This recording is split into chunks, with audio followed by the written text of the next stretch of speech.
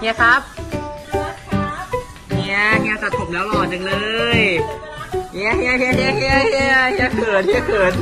ขอบคุณครับวันนี้ตัดผมหล่อเลยโอ้พี่พามองกล้องหน่อยพี่พามองกล้องก่อน